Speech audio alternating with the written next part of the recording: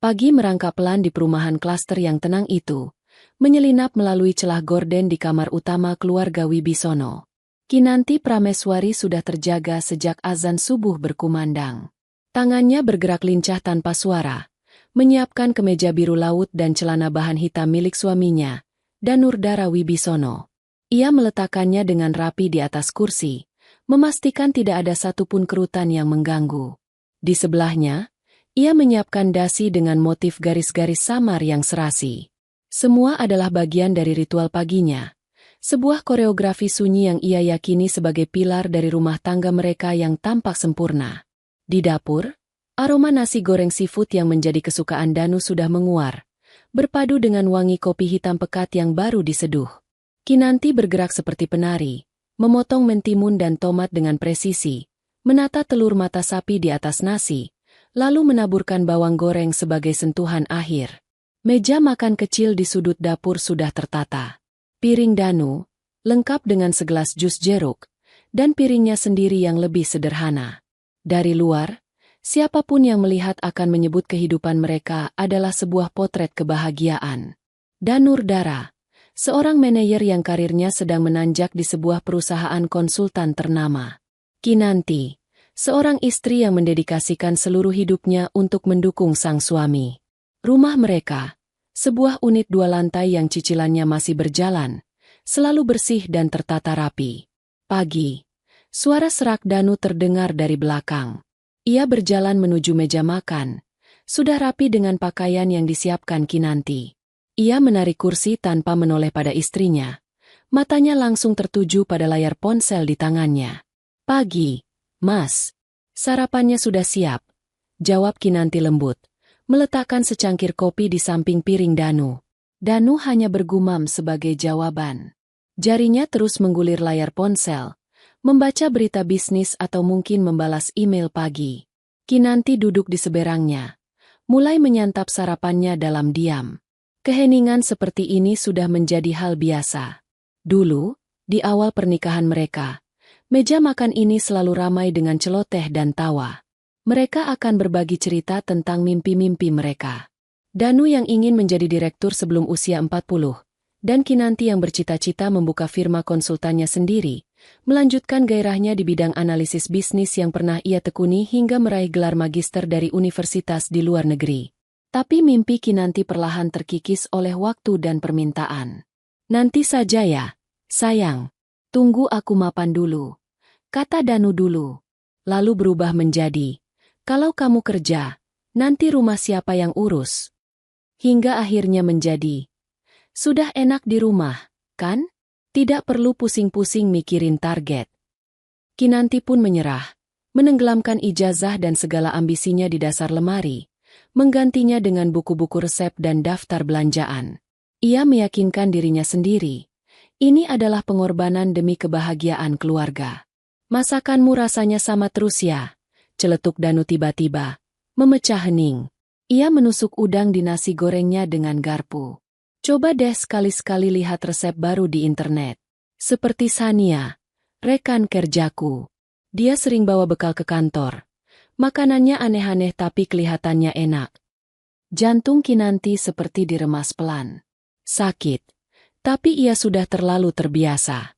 Sania. Nama itu sudah beberapa kali disebut Danu dalam sebulan terakhir. Sania yang cerdas. Sania yang presentasinya memukau. Sania yang penampilannya selalu modis. Kinanti hanya tersenyum tipis. Sebuah senyum yang sudah terlatih untuk menyembunyikan luka. "Iya, Mas. Besok aku coba cari resep lain." "Bukan cuma soal resep, Kinan," lanjut Danu, kini meletakkan ponselnya dan menatap Kinanti. Tatapannya kritis, memindai penampilan istrinya dari atas ke bawah. Kinanti hanya mengenakan daster batik sederhana. Rambutnya diikat cepol seadanya. "Penampilanmu juga. Kamu di rumah terus. Bajunya itu-itu saja. Tidak bosan?" Lihat Sania. Dia sibuk di kantor tapi penampilannya selalu luar biasa. Itu menunjukkan profesionalitas.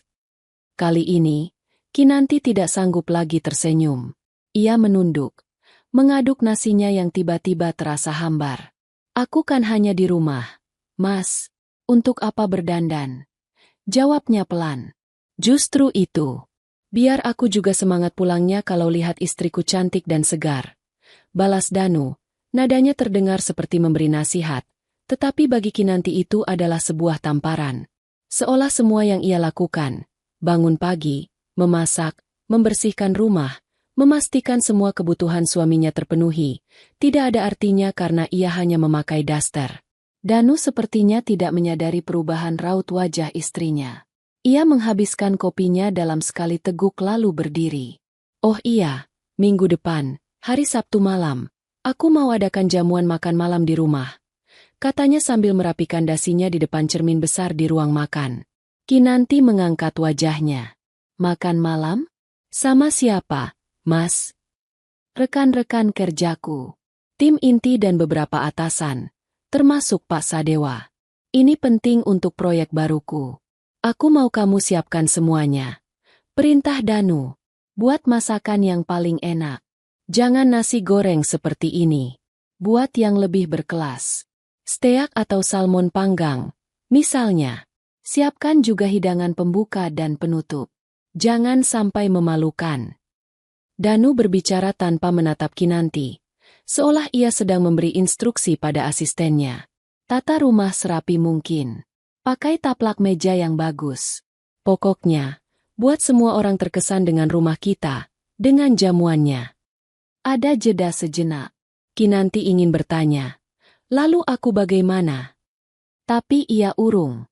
Seakan bisa membaca pikirannya. Danu akhirnya menoleh. Dan kamu, katanya. Tolong nanti jangan banyak bicara kalau tidak perlu. Cukup layani saja tamu-tamunya dengan baik.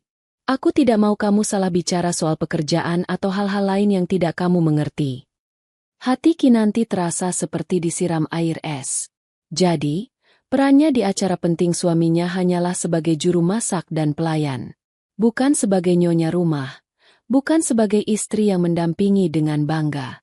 Ia menelan ludah yang terasa pahit. Lagi-lagi, ia mencoba memaklumi. Mungkin Mas Danu hanya gugup. Ini acara penting untuk karirnya. Baik, Mas.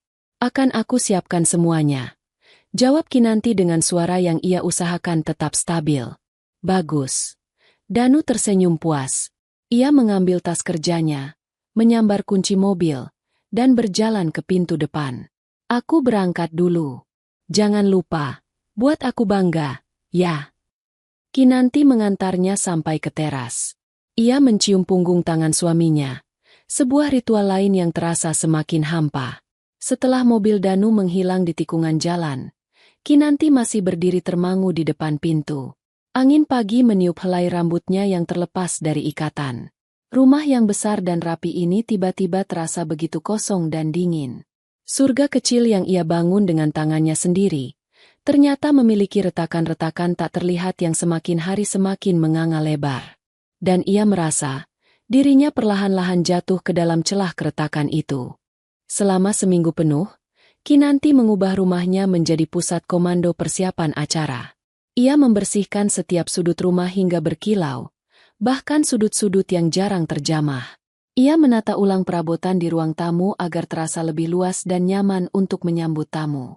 Ia menghabiskan waktu berjam-jam di depan laptop, bukan untuk mengurus bisnis impiannya, melainkan untuk mencari resep hidangan ala restoran bintang 5. Daftar belanjaannya panjang dan rumit, penuh dengan bahan-bahan impor yang harganya menguras sebagian besar uang bulanan yang diberikan Danu. Tapi ia tidak peduli. Ini demi karir suaminya. Demi kebanggaan suaminya. Pada hari Sabtu itu, sejak pagi buta, dapur sudah seperti medan perang bagi Kinanti. Aroma panggangan salmon dengan saus lemon, harumnya sup krim jamur, dan manisnya kue lava coklat yang sedang dipanggang di oven, saling berlomba memenuhi udara. Tangannya cekatan mengolah bahan, menumis, memanggang, dan menata hidangan di piring-piring saji terbaik mereka. Pukul 6 sore. Semua hidangan telah siap. Meja makan panjang sudah tertata dengan taplak putih bersih, peralatan makan perak yang mengilap, dan bunga lili segar di tengahnya. Rumah itu tampak sempurna, hangat, dan mengundang. Kinanti sendiri baru sempat mandi kilat dan berganti pakaian. Ia memilih gaun terusan sederhana berwarna krem. Satu-satunya gaun, pesta, yang ia miliki. Rambutnya ia sanggul rapi, dan ia memoleskan sedikit bedak dan lipstik berwarna natural di wajahnya. Wajahnya terlihat lelah. Ada lingkaran samar di bawah matanya, tetapi ia menutupinya dengan senyuman tulus. Ia siap menyambut tamu-tamu suaminya. Danu pulang setengah jam kemudian. Sudah rapi dengan setelan jas mahal. Ia berkeliling rumah, memeriksa setiap detail dengan tatapan seorang inspektur. Lumayan, komentarnya singkat, tanpa sedikit pun pujian atas kerja keras Kinanti selama seminggu. Ingat pesanku tadi. Jangan banyak bicara. Kinanti hanya mengangguk. Hatinya yang tadi sempat berbunga melihat hasil kerjanya, kini kembali layu. Satu persatu tamu mulai berdatangan. Kinanti menyambut mereka di pintu dengan senyum ramah, memperkenalkan dirinya sebagai Kinanti, istri Danu. Sebagian besar tamu membalas dengan senyum sopan, memuji keindahan rumah dan aroma masakan yang lezat. Tapi Kinanti bisa merasakan tatapan menilai dari beberapa rekan kerja wanita Danu, yang penampilannya jauh lebih glamor darinya. Lalu datanglah Sania. Ia mengenakan gaun merah menyala yang memeluk tubuhnya dengan pas, kontras dengan gaun krem Kinanti yang longgar dan sopan. Ia menyapa Danu dengan pelukan singkat yang terlalu akrab. "Danu, rumahmu hebat sekali. Aku tidak menyangka," katanya dengan suara manja. Matanya melirik sekilas ke arah Kinanti dengan tatapan meremehkan sebelum benar-benar mengabaikannya. Terakhir, datanglah Pak Sadewa, atasan senior Danu yang paling dihormati. Beliau adalah pria paruh-baya yang tenang dan berwibawa. "Selamat malam, Danu. Terima kasih undangannya." Sapanya ramah. Matanya kemudian beralih pada Kinanti. "Dan ini pasti Nyonya Wibisono. Senang bertemu dengan Anda. Rumah Anda sangat nyaman." "Terima kasih, Pak. Silakan masuk," jawab Kinanti, merasa sedikit lebih dihargai. Jamuan makan malam pun dimulai. Danu menjadi pusat perhatian, menceritakan berbagai kisah suksesnya di kantor dengan penuh semangat. Kinanti lebih banyak berdiam di dapur, memastikan semua hidangan keluar tepat waktu dan minuman para tamu selalu terisi. Ia hanya sesekali duduk di meja makan, tetapi merasa seperti orang asing di rumahnya sendiri. Setiap kali ia mencoba ikut dalam percakapan ringan, Danu akan memberinya tatapan tajam, seolah menyuruhnya diam. Puncak dari semua hidangan adalah salmon panggang saus lemon yang disajikan sebagai hidangan utama. Semua tamu memujinya. "Danu, ini luar biasa," kata salah seorang rekan kerjanya. "Kamu pesan catering dari mana? Aku harus tahu kontaknya." Danu tertawa bangga, seolah pujian itu ditujukan untuknya. Pak Sadewa, yang duduk di ujung meja, juga tampak sangat terkesan. Ia meletakkan garpu dan pisaunya sejenak, menatap ke sekeliling dengan tatapan mengapresiasi. Semuanya tertata dengan sangat baik malam ini. Hidangannya, suasananya, semuanya sempurna. "Ini semua yang siapkan siapa, Danu? Benar-benar luar biasa," puji Pak Sadewa dengan tulus. Semua mata kini tertuju pada Danu, menunggu jawabannya. Kinanti, yang baru saja kembali dari dapur membawa air minum tambahan, tersenyum kecil. Inilah momennya. Sedikit pengakuan atas kerja kerasnya di depan semua orang penting ini akan menebus semua rasa lelahnya. Ia melangkah mendekati meja, siap untuk menerima pujian itu bersama suaminya. Danu melihat istrinya mendekat. Ia tersenyum lebar, senyum yang paling angkuh dan merendahkan yang pernah Kinanti lihat. Dengan suara yang sengaja dikeraskan agar semua orang bisa mendengar, ia menunjuk ke arah Kinanti dengan dagunya dan berkata, "Oh, ini Kinanti, bibi yang bantu-bantu di rumah. Rajin dia." Waktu seolah berhenti. Suara denting garpu yang tidak sengaja jatuh ke piring terdengar begitu nyaring di tengah keheningan yang tiba-tiba melanda. Udara yang tadinya hangat dan penuh tawa, kini terasa beku dan tajam. Kinanti merasa kakinya lemas, seolah lantai marmer di bawahnya berubah menjadi lumpur hisap. Kata-kata itu, diucapkan oleh suaminya sendiri, di depan semua orang, terasa seperti belati yang menusuk tepat di jantungnya. Ia bisa merasakan puluhan pasang mata menatapnya. Ada yang menatap dengan kasihan, ada yang bingung, dan dari sudut matanya, ia bisa melihat senyum kemenangan yang tipis di bibir Sania. Dunia Kinanti hancur berkeping-keping. Semua pengorbanannya, kerja kerasnya, cintanya, seolah diinjak-injak hingga tak berbentuk di depan altar kesombongan suaminya. Kepalanya berdengung. Ia ingin berteriak, menangis, melempar semua piring mahal itu ke wajah Danu. Tapi ia tidak melakukannya. Di tengah reruntuhan hatinya, sesuatu yang lain mulai tumbuh. Sesuatu yang dingin, keras, dan tajam. Ia menarik napas dalam-dalam, menahan badai yang bergejolak di dalam dadanya. Ia menegakkan punggungnya. Keputusasaan yang tadinya hampir menenggelamkannya kini berubah menjadi sebuah tekad yang membara. Permainan ini, ia tidak akan membiarkan Danu memenangkannya dengan cara seperti ini. Kinanti mengangkat wajahnya, memasang senyum paling tenang dan paling sopan yang bisa ia kumpulkan. Ia menatap lurus ke arah Pak Sadewa, lalu ke seluruh tamu yang masih terpaku dalam keheningan yang canggung. Dengan suara yang jelas dan mantap, ia berkata, "Bapak dan Ibu, ada yang mau tambah minum? Atau mungkin ingin coba kue coklatnya? Baru saja matang dari oven." Sikapnya yang tak terduga itu membuat semua orang semakin terkejut. Danu menatapnya dengan kaget, tidak menyangka istrinya akan bereaksi seperti itu. Ia mengira Kinanti akan lari ke kamar sambil menangis, menciptakan drama yang memalukan. Tapi Kinanti justru memainkan perannya dengan sempurna. Terlalu sempurna. Ia telah menerima status pembantu yang diberikan suaminya, dan kini ia akan memainkannya sampai akhir, mengubah panggung sandiwara Danu menjadi panggung penghakimannya sendiri. Malam itu, di tengah malam penuh hinaan, seorang istri yang patuh telah mati, dan seorang ratu yang pendendam mulai membuka matanya. Pertunjukan Kinanti baru saja dimulai. Ucapannya yang tenang dan profesional, menawarkan kue coklat seolah tidak ada hal luar biasa yang baru saja terjadi, memiliki efek yang lebih dahsyat daripada teriakan histeris. Keheningan yang sempat pecah oleh denting garpu kini berubah menjadi dengungan canggung. Para tamu saling berpandangan, tidak tahu bagaimana harus bersikap.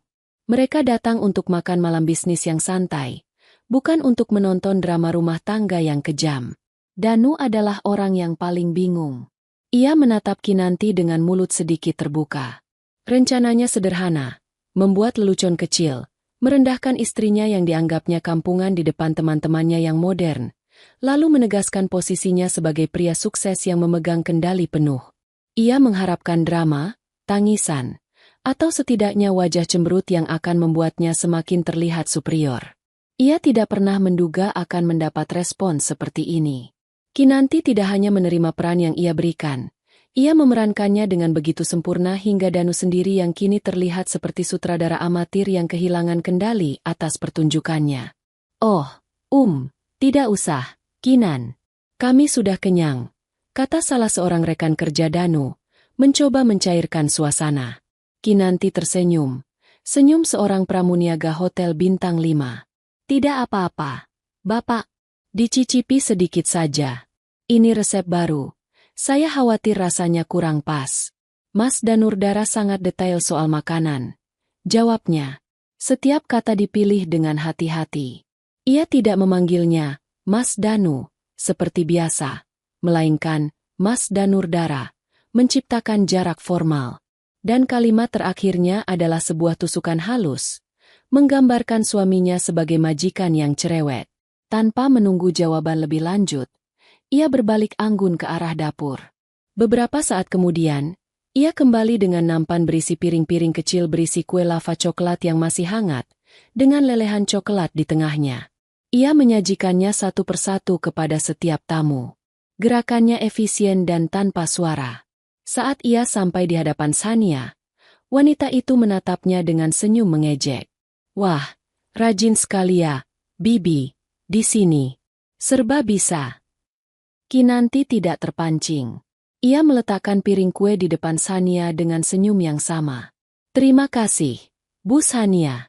Semoga Ibu suka. Saya dengar dari Mas Danurdara, selera Ibu sangat tinggi." Pujian itu terdengar tulus, tetapi ada nada lain di baliknya. Sebuah pengakuan bahwa ia tahu Sania adalah standar pembanding yang selalu digunakan suaminya. Sania kehilangan kata-kata. Senyumnya sedikit memudar. Kinanti melanjutkan tugasnya. Ia berkeliling, menawarkan kopi atau teh. Pak Sadewa, kopinya hitam tanpa gula, betul? Tanyanya saat berada di samping atasan suaminya. Pak Sadewa mengangkat alisnya, terkejut sekaligus terkesan. Benar sekali. Bagaimana Anda tahu? Saya tidak sengaja mendengar percakapan Bapak dengan Mas Danurdara tadi di teras. Saya pikir lebih baik memastikan, jawab Kinanti dengan sopan. Ia sedang menunjukkan sesuatu. Ia bukan sekadar pelayan. Ia adalah seorang pengamat yang jeli dan cerdas. Pak Sadewa mengamatinya lekat-lekat. Pria bijaksana itu tahu ada sesuatu yang jauh lebih dalam di balik penampilan sederhana wanita ini. Ia melihat topeng kepatuhan yang dikenakannya, dan bisa merasakan baja di baliknya. Terima kasih. Anda sangat perhatian, Nyonya Wibisono. Katanya, sengaja menekan kata, Nyonya. Seolah menolak narasi, pembantu, yang coba dibangun oleh Danu. Danu semakin gelisah di kursinya. Semua perhatian kini tertuju pada Kinanti, bukan karena kasihan, tetapi karena kekaguman atas ketenangannya. Ia mencoba merebut kembali kendali. Haha, iya, Kinanti ini memang cekatan. Makanya saya betah mempekerjakan dia, katanya dengan tawa yang dipaksakan. Tidak ada yang tertawa bersamanya. Lelucon kedua ini terasa lebih garing dan lebih kejam dari yang pertama. Pak Sadewa hanya memberinya tatapan datar yang sulit diartikan. Malam terus berjalan dalam suasana yang aneh. Kinanti terus memainkan perannya. Ia membersihkan piring-piring kotor, mengisi ulang gelas yang kosong, bahkan menanyakan apakah ada tamu yang membutuhkan sesuatu. Seorang istri rekan kerja Danu mencoba membantunya. Mbak Kinanti, sudah, tidak usah repot-repot. Biar saya bantu bawa piringnya ke dapur. Kinanti dengan lembut menolak. Terima kasih banyak, Bu. Tapi tidak perlu. Ini sudah tugas saya. Ibu dan Bapak nikmati saja acaranya. Setiap kali ia mengucapkan kata, tugas, ia bisa merasakan Danu tersentak di kursinya. Satu persatu, para tamu mulai pamit pulang, jauh lebih cepat dari yang diperkirakan. Mereka merasa tidak nyaman berlama-lama. Saat mengantar mereka ke pintu, Kinanti tetap berdiri sedikit di belakang Danu, seperti posisi seorang asisten. Terima kasih banyak atas jamuannya, Danu. Dan terima kasih untuk Anda, Nyonya Kinanti. Semuanya luar biasa, kata Pak Sadewa saat berpamitan. Ia menjabat tangan Danu, lalu beralih ke Kinanti dan sedikit menundukkan kepalanya sebagai tanda hormat. Sebuah gestur kecil yang memiliki makna besar. Gestur itu seolah berkata, saya melihat Anda, dan saya tahu siapa Anda sebenarnya. Setelah mobil terakhir meninggalkan halaman, dan pintu depan ditutup, keheningan yang berat menyelimuti rumah itu. Topeng Kinanti akhirnya terlepas. Wajahnya yang tadi tersenyum ramah kini menjadi datar dan dingin seperti es. Ia berbalik, tidak mempedulikan Danu yang masih berdiri mematung di dekat pintu, dan langsung berjalan ke meja makan. Ia mulai membereskan piring-piring kotor, menumpuknya dengan hati-hati. Suara denting piring dan gelas menjadi satu-satunya bunyi yang mengisi ruangan. Itu bukan suara beres-beres yang biasa. Itu adalah suara amarah yang tertahan. Setiap piring yang ia letakkan di nampan seolah membawa beban penghinaan yang ia rasakan. Danu akhirnya bergerak. Ia melonggarkan dasinya, mencoba terlihat santai. Kamu hebat juga ya aktingnya tadi, ujarnya dengan tawa canggung. Ia mencoba mengubah situasi memalukan itu menjadi sebuah permainan peran yang mereka menangkan bersama. Kinanti tidak menjawab. Ia terus bekerja, seolah Danu hanyalah perabot tak terlihat di dalam ruangan. Punggungnya yang lurus dan tegap adalah sebuah pernyataan. Kinan, aku bicara padamu, kata Danu lagi. Nadanya mulai menunjukkan kekesalan. Kenapa diam saja? Acara tadi sukses, kan? Semua orang suka makanannya. Kinanti berhenti sejenak. Tanpa menoleh, ia berkata dengan suara rendah dan tanpa emosi. Piringnya masih banyak yang kotor. Lalu ia melanjutkan pekerjaannya, membawa tumpukan piring ke dapur. Danu mengikutinya, frustrasi karena diabaikan. Ayolah, jangan seperti anak kecil. Aku kan cuma bercanda. Kamu tahu aku tidak sungguh-sungguh. Di dapur, Kinanti meletakkan tumpukan piring di wastafel dengan sedikit hentakan, menimbulkan bunyi yang cukup keras. Ia membuka keran air dan mulai mencuci. Air yang mengalir deras seolah menjadi perisai, meredam semua ucapan Danu. Kinanti, bentak Danu, kesabarannya habis. Ia mematikan keran air dengan paksa. Dengarkan kalau aku bicara. Kinanti perlahan memutar tubuhnya menghadap Danu. Tangannya masih basah dan bersabun. Matanya menatap lurus ke mata suaminya. Dan untuk pertama kalinya malam itu, Danu melihat sesuatu yang berbeda di sana. Bukan lagi tatapan lembut dan penuh cinta. Yang ada hanyalah kekosongan yang dingin dan luas. Seperti danau beku di musim dingin. Ada lagi yang bisa saya bantu, Pak Danurdara? Tanyanya dengan suara monoton. Panggilan itu membuat Danu terkesiap. Berhenti memanggilku seperti itu. Aku ini suamimu. Suami saya tidak akan memperkenalkan saya sebagai pembantunya di depan semua orang. Balas Kinanti. Setiap katanya tajam dan menusuk. Melihat pertahanan Kinanti yang kokoh, Danu kehabisan akal. Ia mendengus kesal. Terserah kamulah. Dasar sensitif. Ia berbalik dan meninggalkan dapur. Membanting pintu kamarnya dengan keras. Suara bantingan itu menggema di seluruh rumah. Tanda kekalahannya. Kinanti tetap berdiri di dapur yang sunyi. Air masih menetes dari tangannya ke lantai. Ia tidak menangis. Rasanya ia sudah melewati titik di mana air mata bisa keluar. Yang ia rasakan adalah kebas. Ia menyelesaikan mencuci semua piring, mengeringkannya, dan menatanya kembali ke dalam lemari. Ia membersihkan meja, menyapu lantai, dan mematikan semua lampu. Ia melakukan semua tugas itu dengan ketelitian seorang robot. Setelah memastikan semuanya bersih dan rapi, ia berjalan melewati kamar tidur utama mereka yang pintunya tertutup rapat. Ia tidak berhenti. Ia terus berjalan ke ujung lorong, membuka pintu kamar tamu yang jarang dipakai, masuk ke dalamnya, dan mengunci pintu dari dalam. Suara, klik, dari kunci itu adalah suara terakhir malam itu. Suara yang mendeklarasikan sebuah perpisahan, sebuah batas yang tidak akan pernah bisa Danu lewati lagi. Di dalam kamar yang gelap, Kinanti duduk di tepi ranjang. Topengnya telah ia tanggalkan, dan kini ia membiarkan dirinya merasakan segalanya. Sakit, marah, kecewa, dan di tengah semua itu, sebuah benih rencana mulai berakar di dalam benaknya yang beku. Pagi datang membawa serta hawa dingin yang tak biasa. Bukan karena cuaca, melainkan karena atmosfer di dalam rumah. Kinanti terbangun di kamar tamu saat langit masih berwarna kelabu. Ia tidak tidur nyenyak, pikirannya terus berputar, memutar ulang setiap detik penghinaan dari malam sebelumnya. Namun, ia tidak lagi merasa hancur. Semalam, di dalam keheningan kamar ini, ia telah membiarkan semua kesedihannya menguap, dan yang tersisa kini adalah endapan amarah yang keras dan dingin. Amarah itu tidak membuatnya ingin berteriak, melainkan membuatnya berpikir jernih untuk pertama kalinya setelah bertahun-tahun. Ia bangkit dari tempat tidur, merapikannya dengan sempurna, lalu pergi mandi. Rutinitasnya berubah total. Biasanya, ia akan langsung ke dapur, menyiapkan sarapan dan kopi untuk Danu. Pagi ini, ia berjalan lurus ke halaman belakang. Ia membuat secangkir teh untuk dirinya sendiri dan duduk di kursi rotan menghadap taman kecil yang ia rawat. Ia menghirup udara pagi, merasakan embun di dedaunan, membiarkan pikirannya fokus. Ini adalah deklarasi kemerdekaan pertamanya. Di dalam kamar utama, Danu terbangun karena alarm ponselnya.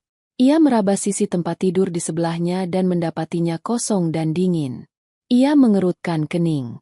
Biasanya, Kinanti sudah membangunkannya dengan lembut atau setidaknya sudah ada aroma masakan dari dapur. Ia bangkit dengan perasaan jengkel. Ia yakin Kinanti hanya merajuk dan sandiwaranya akan segera berakhir. Ego lelakinya memberitahunya bahwa Kinanti tidak akan bisa bertahan lama tanpanya. Ia keluar kamar dengan langkah arogan, siap untuk menerima permintaan maaf atau setidaknya wajah cemberut yang bisa ia luluhkan dengan sedikit bujukan. Namun, yang ia temukan adalah dapur yang sepi. Tidak ada sarapan di meja. Tidak ada kopi di mesin pembuat kopi. Kosong. Amarahnya langsung tersulut. "Kinanti," panggilnya keras. Tidak ada jawaban. Ia berjalan ke seluruh penjuru rumah dan akhirnya menemukan istrinya duduk santai di taman belakang. Menyesap tehnya seolah tidak ada beban di dunia. Pemandangan itu membuatnya semakin murka. "Apa-apaan ini?" bentaknya sambil berdiri menjulang di hadapan Kinanti. "Kenapa kamu tidur di kamar tamu? Kenapa tidak siapkan sarapan? Kamu pikir kamu siapa?" Rentetan pertanyaan itu keluar begitu saja. Semuanya berpusat pada dirinya dan kebutuhannya yang tidak terpenuhi. Kinanti meletakkan cangkir tehnya dengan tenang di meja kecil di sampingnya. Ia mendongak, menatap suaminya dengan tatapan yang tidak lagi menunjukkan rasa takut atau hormat. "Selamat pagi, Mas." Sapanya dingin. "Aku pikir, pembantu tidak tidur di kamar yang sama dengan majikannya. Dan mengenai sarapan, bukankah tugas saya hanya saat ada acara jamuan makan malam saja? Acara tadi malam sudah selesai." Jawaban itu, yang diucapkan dengan logika yang memutarbalikkan hinaannya sendiri, membuat Danu terdiam sesaat. Ia tidak siap dengan perlawanan secerdas ini. Wajahnya memerah karena marah dan malu. "Berhenti dengan omong kosong ini. Aku cuma bercanda tadi malam. Kamu ini kenapa jadi sensitif sekali? Bawa perasaan." Kinanti tersenyum tipis. Senyum yang sama sekali tidak mencapai matanya. Lelucon itu seharusnya membuat semua orang tertawa. "Mas, tapi tadi malam, seingatku yang tertawa hanya Bu Sania. Rekan-rekanmu yang lain menatapku dengan kasihan, dan menatapmu." Ia berhenti sejenak, memilih katanya dengan presisi, dengan tatapan yang sulit dijelaskan. Mungkin campuran antara jijik dan tidak percaya. Skakmat. Danu merasa seperti ditinju. Ia tidak bisa menyangkal kebenaran itu. Ia ingat betul tatapan datar Pak Sadewa. Ia beralih ke argumen lain, mencoba menarik kartu senioritasnya di dunia kerja. "Kamu tidak akan mengerti. Ini namanya strategi pergaulan di kantor. Biar mereka lihat aku ini orang yang santai, punya selera humor, tidak kaku seperti robot. Ini dunia kerja, bukan dunia arisan ibu-ibu." "Aku mungkin memang sudah lama meninggalkan dunia kerja," balas Kinanti. Suaranya tetap tenang namun menusuk. "Tapi aku masih punya gelar magister di bidang bisnis. Dan aku tahu betul bedanya antara strategi dan penghinaan. Yang kamu lakukan tadi malam itu bukan strategi untuk membangun citra, Mas. Itu adalah tindakan putus asa untuk menghancurkan harga diri istrimu demi memoles egomu yang rapuh." Setiap kata Kinanti adalah peluru yang tepat sasaran. Danu terpojok. Semua argumen rasionalnya dimentahkan. Dalam kepanikannya, ia mengeluarkan senjata terakhirnya. Senjata paling beracun yang selalu ia simpan untuk saat-saat seperti ini. "Harga diri?" Ia tertawa sinis. Tawa yang penuh dengan racun. "Memangnya apa harga dirimu? Kamu itu siapa sekarang? Kamu cuma seorang ibu rumah tangga yang tidak punya penghasilan. Kamu hidup dari uangku. Makan dari uangku. Semua yang kamu pakai itu aku yang beli. Seharusnya kamu itu berterima kasih, bukan malah berlagak punya harga diri." Hening. Kata-kata itu menggantung di udara pagi yang sejuk, meracuninya. Inilah dia. Inilah inti dari semua masalah mereka. Inilah cara Danu memandang istrinya selama ini, bukan sebagai pasangan hidup, tetapi sebagai properti, sebagai beban yang harus berterima kasih karena telah diberi makan. Tembok pertahanan terakhir di hati Kinanti runtuh. Bukan runtuh karena kesedihan, tetapi runtuh karena semua ilusi tentang pernikahan mereka telah hancur lebur menjadi debu. Sebuah air mata akhirnya berhasil lolos dari sudut matanya, tetapi ia dengan cepat menyekanya dengan punggung tangannya.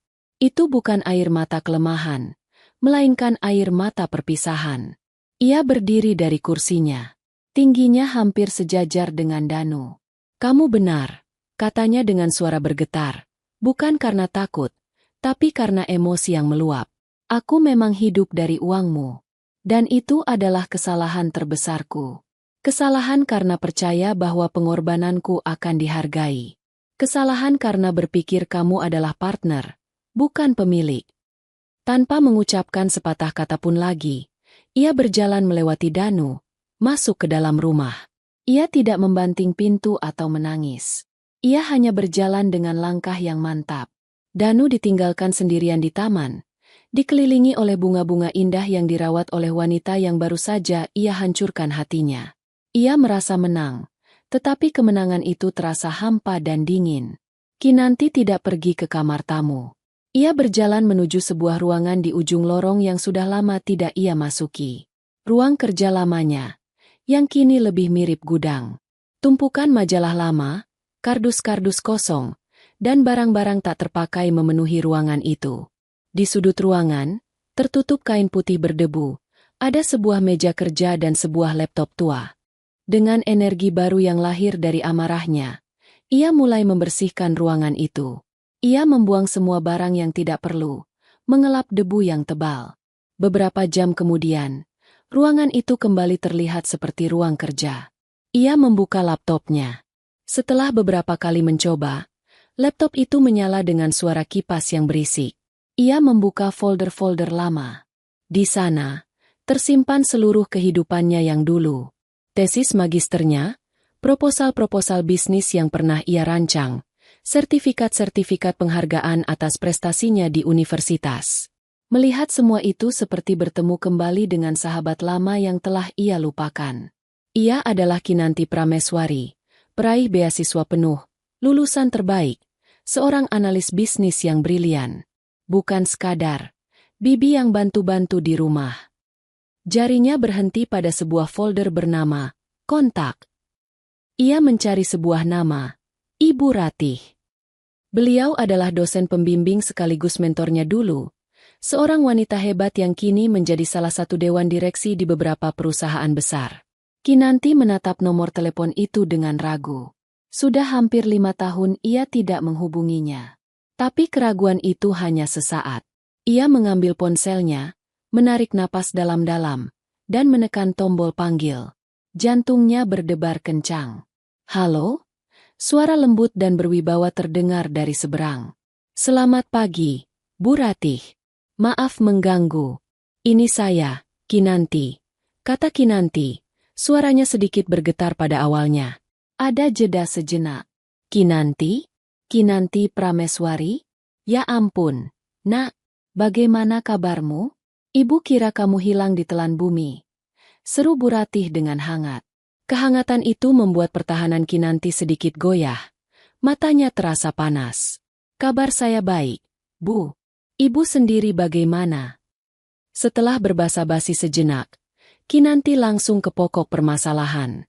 Begini, Bu. Saya menelepon karena saya berencana untuk kembali bekerja. Kembali aktif di dunia bisnis. Saya tahu ini sudah sangat lama. Tapi apakah menurut Ibu masih ada kesempatan untuk saya? Kesempatan selalu ada untuk orang berbakat sepertimu, Kinan. Jawab Bu Ratih tanpa ragu. Kebetulan sekali kamu menelepon. Ada sebuah perusahaan investasi dari Singapura, Phoenix Capital, sedang mencari mitra strategis di Indonesia untuk ekspansi besar-besaran. Mereka butuh seseorang yang paham pasar lokal tapi punya visi global. Seseorang sepertimu. Ini proyek besar. Sangat menantang. Jantung Kinanti berdetak lebih cepat. Sebuah peluang. Sebuah jalan keluar. Saya tertarik, Bu. Sangat tertarik, katanya. Suaranya kini terdengar lebih mantap dan penuh gairah. Bagus. Siapkan proposal dan portofoliomu. Nanti Ibu aturkan pertemuan awal. Tunjukkan pada mereka kalau macan yang tertidur ini sudah bangun. Kata Bu Ratih penuh semangat. Panggilan itu berakhir beberapa menit kemudian. Kinanti meletakkan ponselnya di meja. Ia menatap layar laptopnya yang gelap. Di sana, ia melihat pantulan wajahnya. Lelah, dengan mata yang sedikit bengkak. Tetapi ada kilatan api baru di dalam sorot matanya. Itu bukan lagi tatapan kosong seorang istri yang kalah. Itu adalah tatapan seorang pejuang yang baru saja menemukan kembali senjatanya. Rencana balas dendamnya bukan lagi sekadar angan-angan. Hari ini, rencana itu telah mengambil napas pertamanya. Perang dingin di rumah keluarga Wibisono telah dimulai. Rumah yang dulu hangat kini memiliki dua kutub yang terpisah.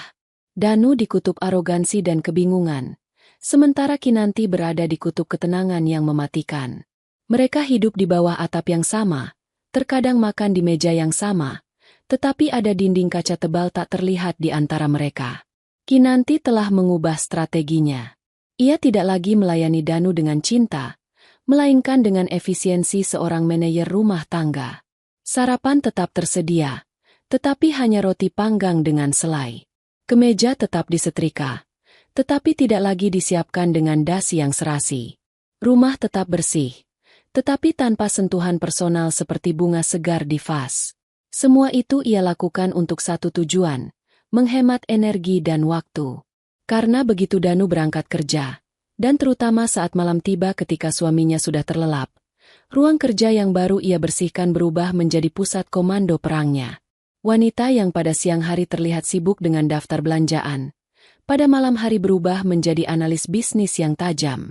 Dinding ruang kerja itu ia tempeli dengan papan tulis putih kecil, penuh dengan diagram alir, analisis SWOT, dan proyeksi keuangan.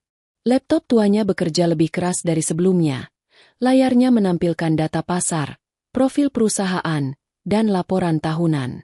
Ia menenggelamkan dirinya dalam riset tentang Phoenix Capital.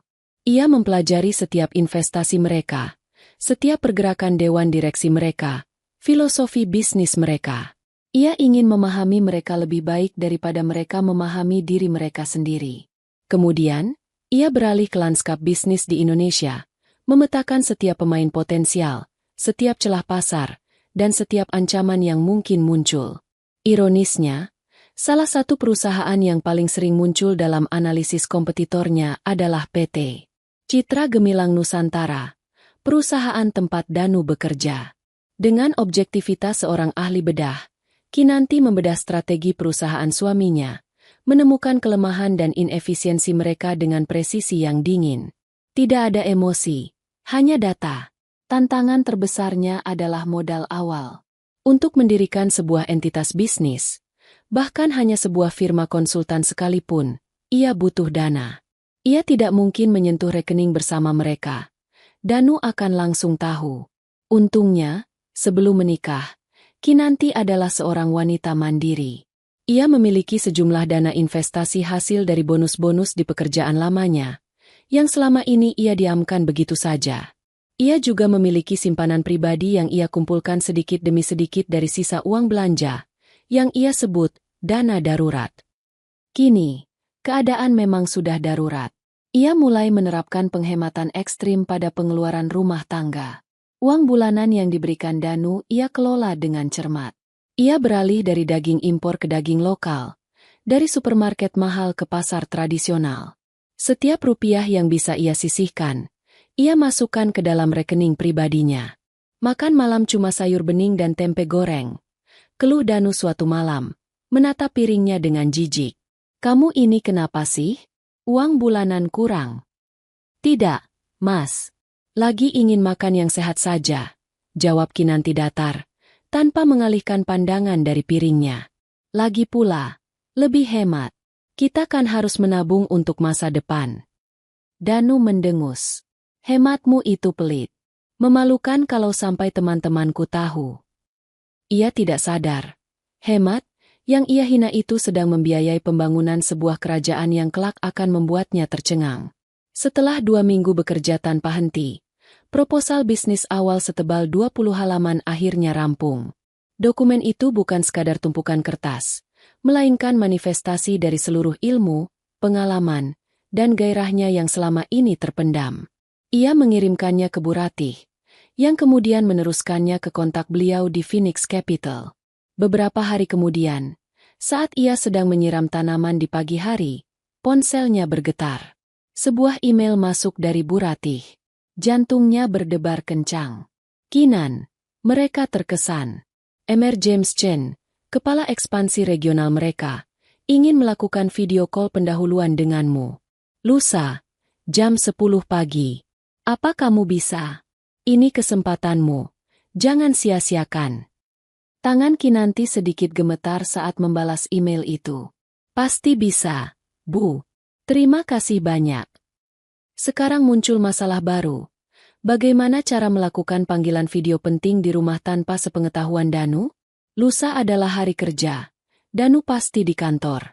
Tapi melakukan panggilan sepenting ini di rumah terasa sangat berisiko.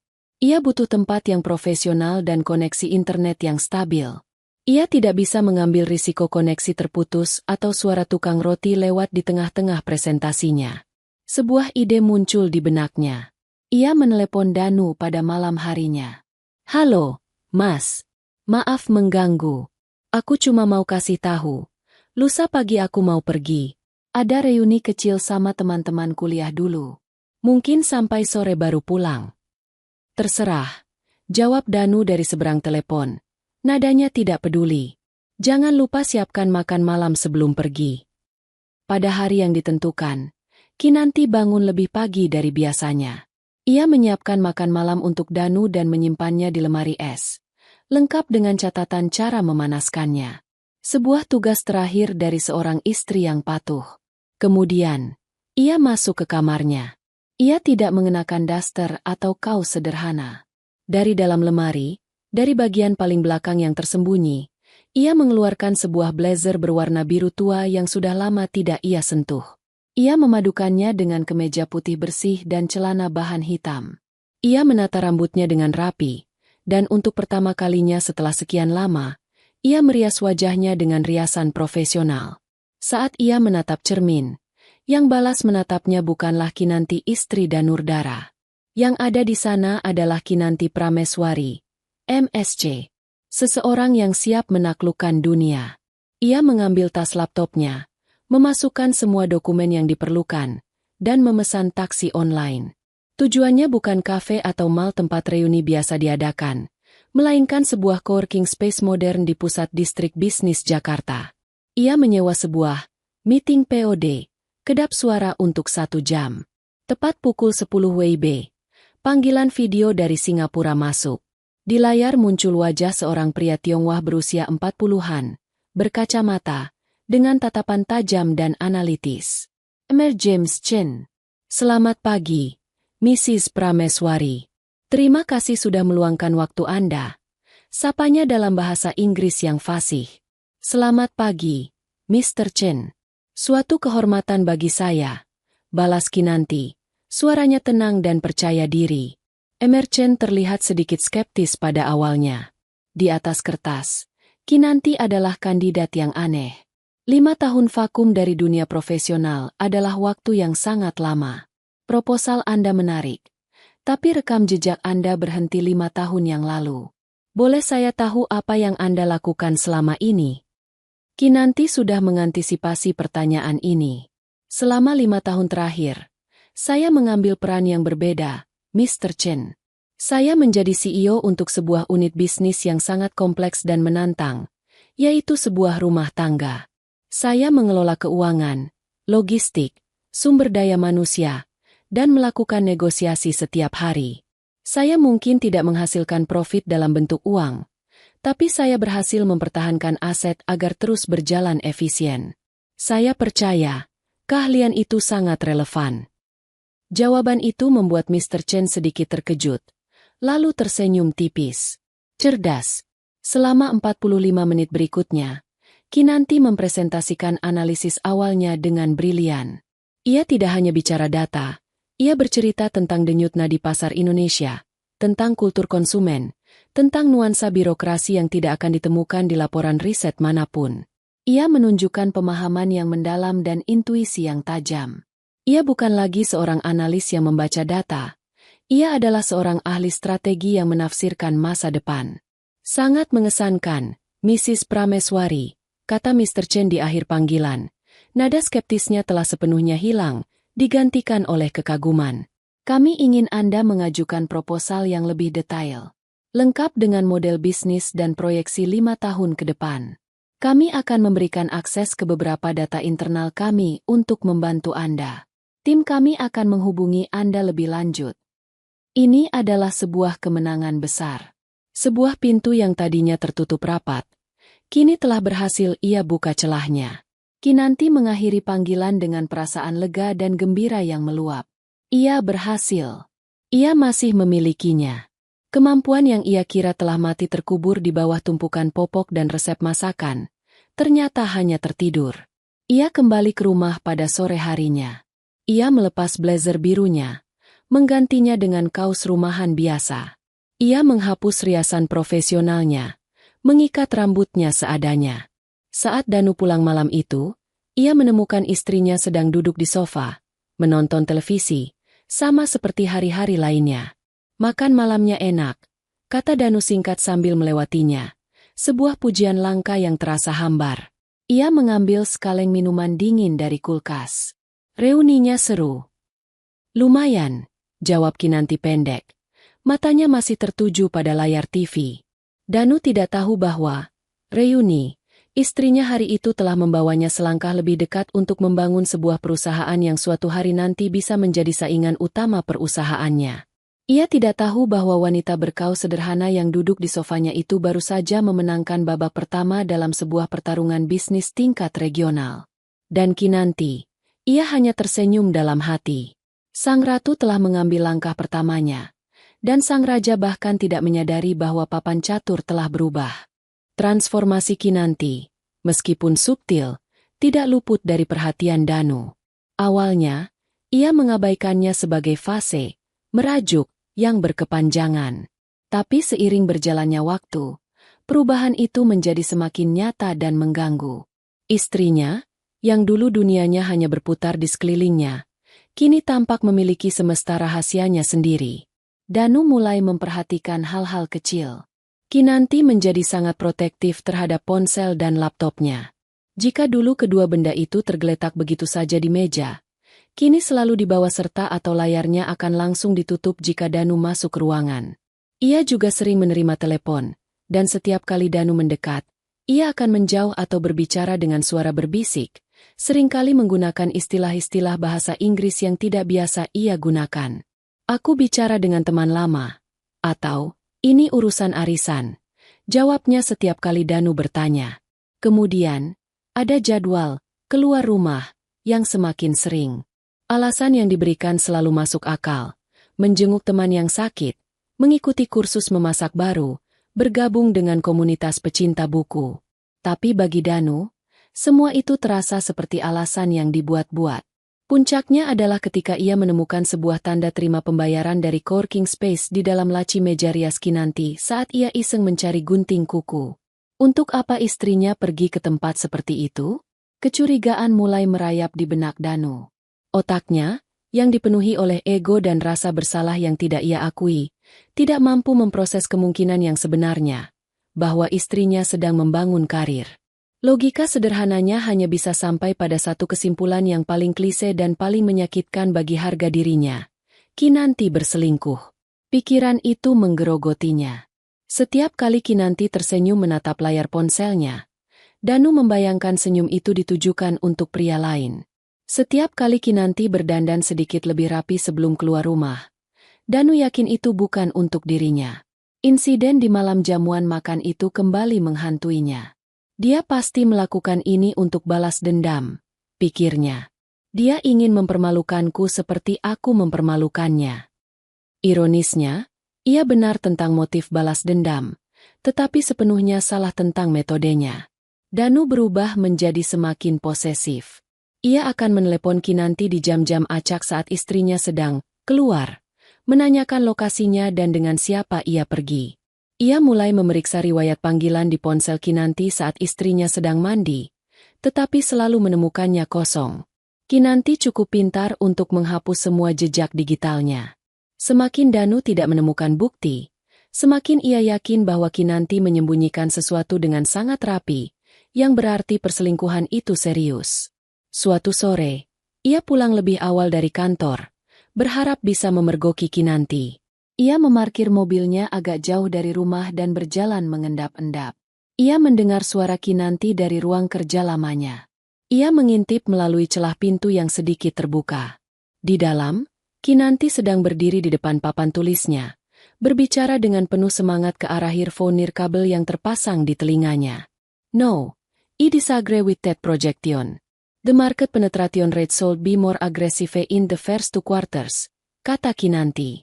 We need to leverage local network to bypass the conventional distribution channel. Danu tidak mengerti semua istilah yang diucapkan istrinya, tapi ia mendengar nada suara yang berbeda. Penuh percaya diri, berwibawa, dan sangat bergairah. Itu bukan suara Kinanti istrinya. Itu adalah suara orang lain. Dan ia yakin, di seberang sana, ada seorang pria yang sedang terpesona oleh kecerdasan istrinya. Cemburu membakar dadanya. Ia mendobrak pintu. Sedang bicara dengan siapa kamu? Tuduhnya dengan napas terengah. Kinanti tersentak kaget. Ia dengan cepat mematikan panggilannya dan melepas earphone-nya. Mas, kamu sudah pulang. Jangan alihkan pembicaraan. Kamu sedang telepon dengan siapa? Selingkuhanmu. Kinanti menatapnya dengan dingin. Alih-alih panik, ia justru terlihat kecewa. Aku sedang bicara dengan teman lama. Kami hanya mendiskusikan sebuah artikel bisnis. Teman lama? Teman mana yang bicara soal market penetration? Kamu pikir aku bodoh? Bentak Danu. Kalau kamu tidak percaya, itu urusanmu. Jawab Kinanti tenang. Lalu ia mulai membereskan kertas-kertas di mejanya, memasukkannya ke dalam laci dan menguncinya. Sikap tenangnya itu membuat Danu semakin gila. Pertengkaran mereka semakin sering terjadi, selalu dipicu oleh kecurigaan Danu yang tidak berdasar. Rumah mereka tidak lagi terasa seperti rumah, melainkan zona perang yang tegang. Di tengah kekacauan rumah tangganya, Danu mencari pelarian. Dan pelarian itu ia temukan di kantor, dalam wujud Sania. Sania adalah antitesis dari Kinanti. Ia selalu memuja Danu, memuji setiap idenya, dan menertawakan setiap leluconnya. Di dekat Sania, ego Danu yang terluka di rumah, kembali terobati dan membengkak. Mereka mulai sering, lembur, bersama, yang seringkali berakhir dengan makan malam di restoran mahal. Di sana, Danu akan menumpahkan semua keluh kesahnya tentang istrinya yang aneh, dingin, dan tidak tahu berterima kasih.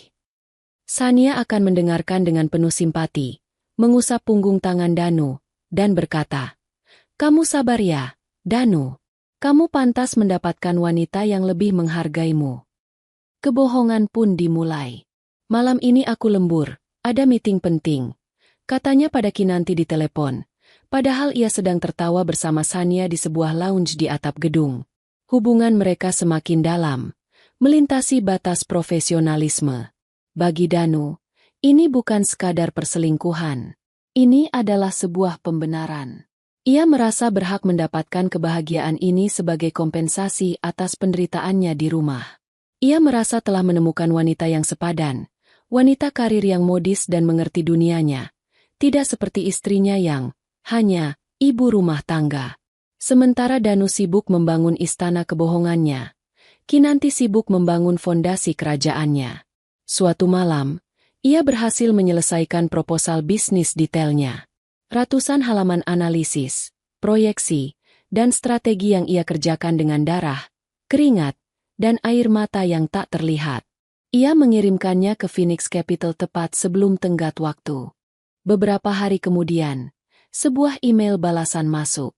Jantungnya berdebar begitu kencang saat membukanya. Email itu dari Mr. Chen sendiri. "Dear Mrs. Prameswari, kami telah meninjau proposal Anda secara menyeluruh. Dewan direksi kami di Singapura sangat terkesan dengan kedalaman analisis dan visi strategis Anda. Proposal Anda adalah salah satu yang terkuat yang pernah kami terima. Kami ingin mengundang Anda untuk terbang ke Singapura minggu depan, untuk melakukan presentasi final di hadapan Dewan Direksi. Semua biaya perjalanan dan akomodasi akan kami tanggung."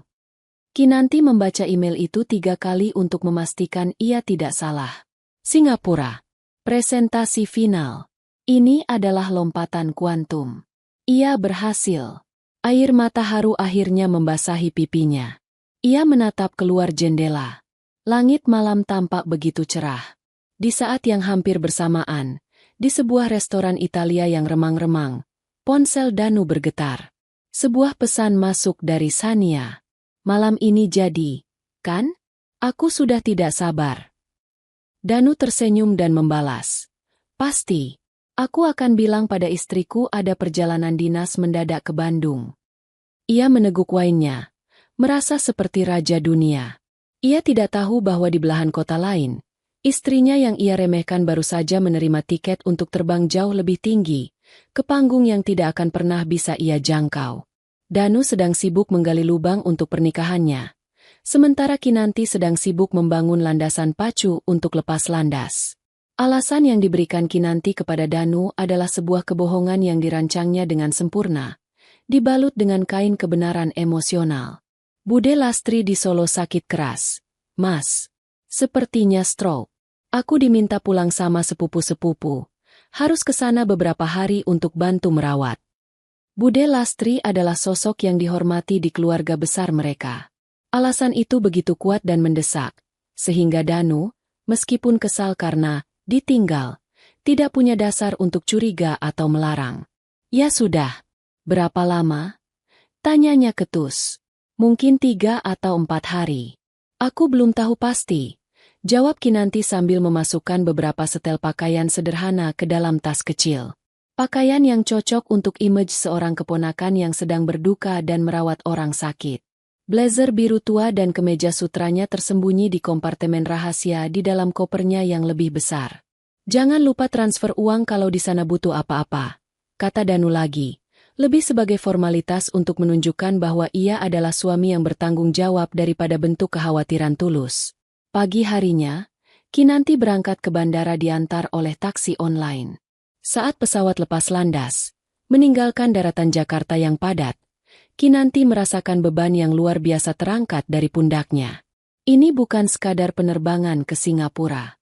Ini adalah penerbangan menuju kebebasannya. Setiap meter ketinggian yang ia capai seolah menjauhkannya dari sosok Kinanti yang lemah dan terinjak-injak. Di atas awan, ia merasa bisa bernapas lega untuk pertama kalinya setelah sekian lama. Kontrasnya begitu tajam. Beberapa hari yang lalu, ia masih menghitung setiap rupiah sisa uang belanja. Hari ini, ia dijemput oleh mobil mewah dari Bandara Changi dan diantar ke sebuah hotel bintang 5 di kawasan Marina Bay. Semua difasilitasi oleh Phoenix Capital. Kamar hotelnya lebih luas dari separuh lantai bawah rumahnya, dengan jendela raksasa yang menyuguhkan pemandangan gemerlap kota Singapura. Untuk sesaat, ia terpana. Tapi ia tidak membiarkan kemewahan itu melenakan dirinya. Ia datang untuk berperang, bukan untuk berlibur. Ia menghabiskan sisa hari itu dan sepanjang malam untuk mempersiapkan presentasinya. Ia tidak tidur. Ditemani kopi hitam pekat dari layanan kamar, ia memoles setiap slide, mengantisipasi setiap pertanyaan, dan melatih setiap kalimat yang akan ia ucapkan hingga tertanam di luar kepala. Ia melakukan panggilan video singkat dengan Bu Ratih, yang memberinya suntikan semangat terakhir. Ingat siapa dirimu, Kinan. Kamu bukan cuma mempresentasikan bisnis, kamu mempresentasikan dirimu. Buat mereka melihat macan di dalam dirimu. Sementara Kinanti mempersiapkan pertempuran terpenting dalam hidupnya, Danu memulai perjalanan dinasnya sendiri. Ia berkendara ke sebuah resort mewah di kawasan Lembang, Bandung. Di lobi yang megah, Sania sudah menunggunya, tersenyum lebar. Mereka check-in ke kamar yang bersebelahan. Akhir pekan mereka diisi dengan hal-hal yang dangkal, berenang di kolam renang dengan pemandangan lembah, makan malam romantis dengan lilin, dan percakapan-percakapan ringan seputar gosip kantor dan keluhan-keluhan hidup. Akhirnya bisa santai juga. Di rumah stres terus. Keluh Danu sambil menyesap minumannya di tepi kolam. Kasihan kamu. Harusnya kamu dapat istri yang bisa jadi partner diskusi, bukan yang cuma bikin pusing. Timpal Sania sambil mengoleskan losion tabir surya di lengannya. Danu merasa dimengerti dan dikagumi. Ia merasa inilah kehidupan yang pantas ia dapatkan. Sebuah kehidupan ilusi yang dibangun di atas kebohongan. Kontras dengan realitas monumental yang sedang diciptakan istrinya ribuan kilometer jauhnya.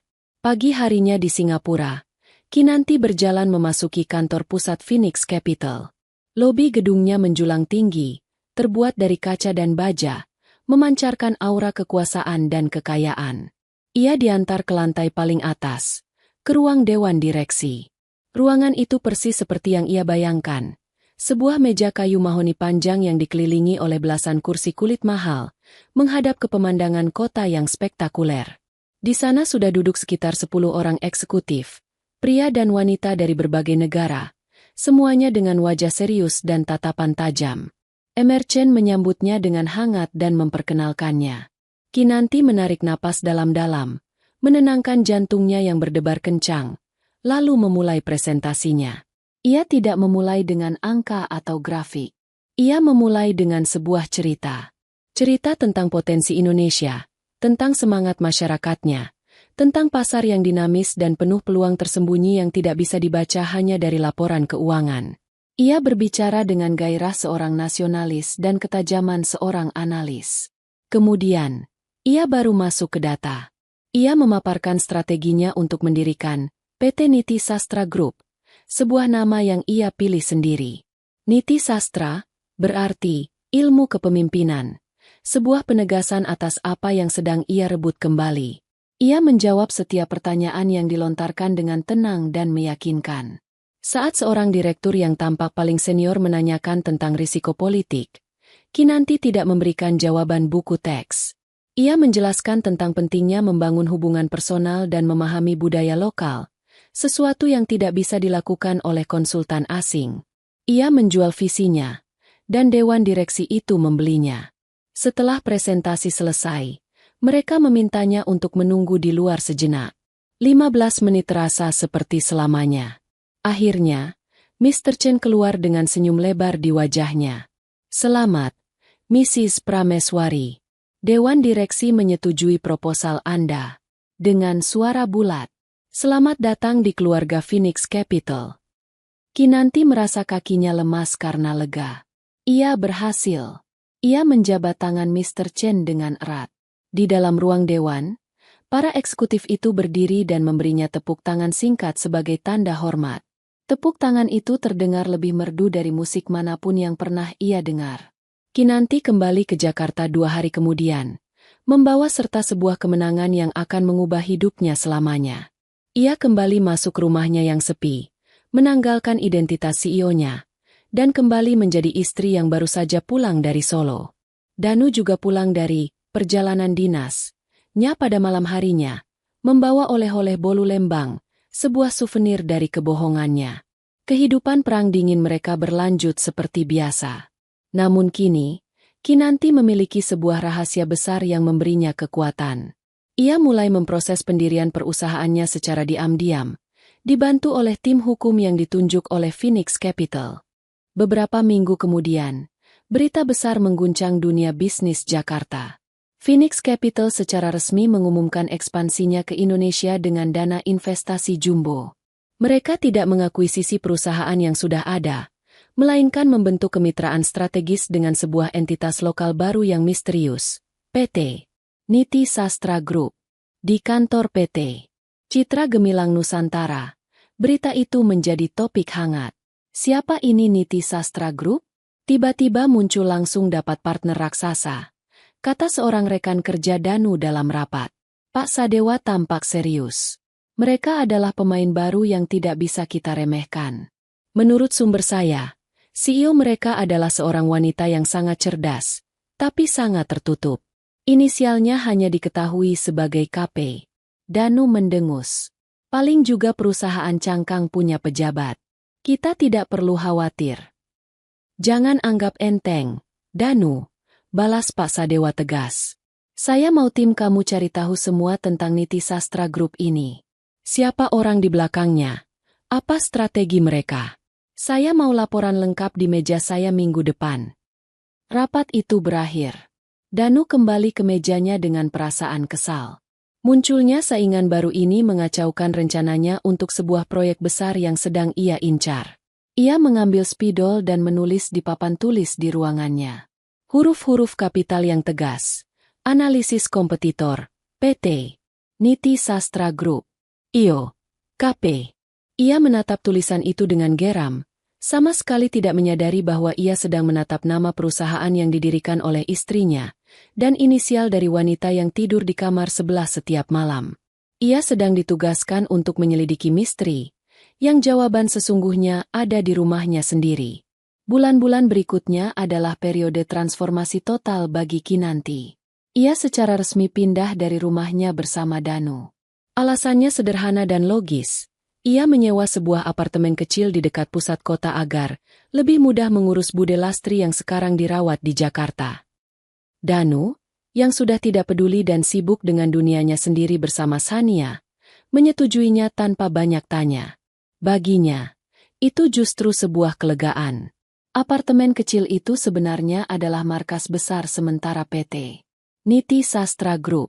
Dari sana, Kinanti bekerja siang dan malam.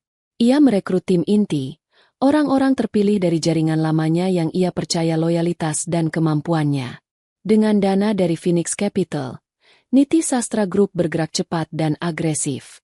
Mereka tidak membuat keributan di media, tetapi pergerakan mereka di pasar terasa signifikan. Beberapa klien kecil yang tadinya diincar oleh perusahaan Danu, tiba-tiba beralih ke Niti Sastra. Di kantornya, Danu semakin frustrasi.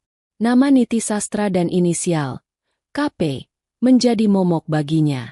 Setiap kali ia hampir mencapai kesepakatan, perusahaan misterius itu seolah sudah selangkah lebih maju. CEO mereka ini seperti hantu. Tidak pernah muncul di acara publik, tidak ada fotonya di internet, tapi strateginya selalu jitu. Keluh Danu pada Pak Sadewa. Pak Sadewa hanya menatapnya dengan tatapan penuh arti. Mungkin kamu hanya kurang teliti mencari, Danu.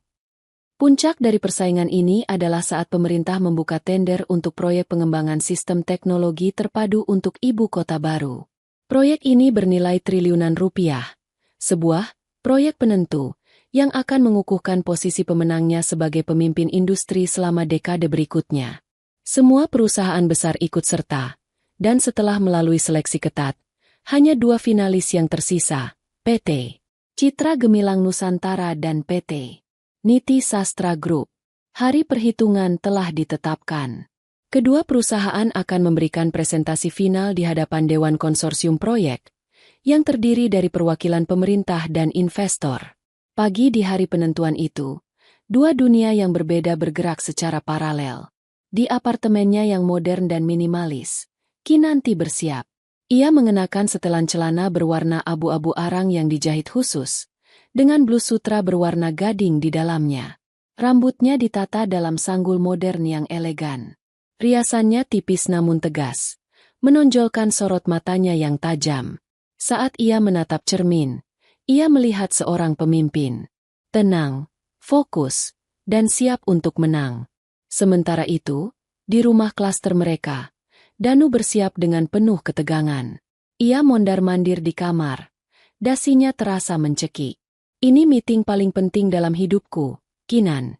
Katanya di telepon pada Kinanti, sebuah panggilan formalitas yang jarang ia lakukan. Kalau proyek ini berhasil, aku bisa langsung naik jadi direktur. Semoga sukses, Mas. Jawab Kinanti dari seberang. Suaranya terdengar datar. Ia sedang berada di dalam mobil, dalam perjalanan menuju medan pertempuran. Lokasi presentasi adalah sebuah hotel mewah di pusat kota. Danu, Pak Sadewa, Sania, dan tim inti mereka tiba lebih awal. Mereka duduk di ruang tunggu yang disediakan. Wajah mereka tegang. Sania mencoba menenangkan Danu dengan mengusap lengannya. Kita pasti bisa. Kita lebih berpengalaman dari perusahaan kemarin sore itu. Danu mengangguk, mencoba meyakinkan dirinya sendiri. Siapa sih sebenarnya KP ini? Aku benar-benar penasaran seperti apa tampangnya. Pasti wanita tua yang galak. Tepat pukul 9 pagi, pintu ruang rapat utama terbuka. Perwakilan konsorsium mempersilakan tim dari PT Citra Gemilang Nusantara untuk masuk. Mereka mengambil tempat duduk di sisi kanan meja berbentuk U yang besar. Kursi di seberang mereka masih kosong. Beberapa menit kemudian, pintu kembali terbuka. Tim dari Niti Sastra Group masuk. Seorang pria parubaya yang menjadi direktur operasional, seorang wanita muda yang menjadi direktur keuangan, dan beberapa staf. Mereka semua tampak profesional dan tajam. Tapi pusat perhatian Danu tertuju pada sosok terakhir yang melangkah masuk. Waktu seolah melambat bagi Danu. Ia melihat sepasang sepatu hak tinggi berwarna hitam yang elegan melangkah di karpet tebal. Lalu pandangannya naik ke setelan abu-abu arang yang memancarkan aura kekuasaan. Jantungnya mulai berdebar tidak karuan saat ia melihat siluet tubuh yang terasa familiar itu. Dan akhirnya, pandangannya sampai pada wajahnya. Dunia Danu berhenti berputar. Udara seolah tersedot keluar dari paru-parunya. Wanita yang berjalan dengan penuh percaya diri ke kursi utama di seberang meja. Wanita yang menjadi pusat dari semua kekaguman dan misteri. Sang CEO jenius berinisial KP adalah Kinanti. Istrinya. Wanita yang ia sebut Bibi di rumah. Wanita yang ia anggap tidak mengerti apa-apa soal dunia kerja. Wanita yang ia curigai berselingkuh karena pergi ke coworking space. Wajah Danu pucat pasi. Ia merasa darahnya surut dari wajahnya. Tangannya dingin. Ia menjatuhkan pulpen yang ia pegang, menimbulkan suara kecil yang tenggelam dalam keheningan syoknya. Di sebelahnya, Sania ternganga. Matanya membelalak tak percaya, seolah baru saja melihat hantu. Wanita sederhana yang ia ejek di pesta makan malam itu kini duduk di singgasana yang seharusnya menjadi miliknya. Rasa tidak percaya di wajahnya cepat berubah menjadi kilatan amarah dan rasa terhina yang luar biasa. Satu-satunya orang yang tidak terkejut adalah Pak Sadewa. Sejak lama ia sudah menduga. Sejak malam jamuan makan itu, ia tahu ada sesuatu yang istimewa pada diri Kinanti. Ia melihat kecerdasan di balik kesabarannya. Kini, semua kepingan puzzle itu menyatu dengan sempurna. Sebuah senyum tipis yang penuh kekaguman terukir di bibirnya. Ia melirik Danu yang tampak hancur. Lalu kembali menatap Kinanti dengan hormat. Kinanti sepenuhnya sadar akan efek kehadirannya. Saat ia berjalan menuju kursinya, tatapannya menyapu seluruh ruangan, dan sempat bertemu dengan mata Danu yang kosong selama sepersekian detik. Di matanya tidak ada dendam, tidak ada kemenangan. Yang ada hanya ketenangan seorang profesional yang datang untuk bekerja. Dan ketenangan itulah yang terasa paling menghancurkan bagi Danu. Pimpinan konsorsium mengetuk meja dengan pulpennya.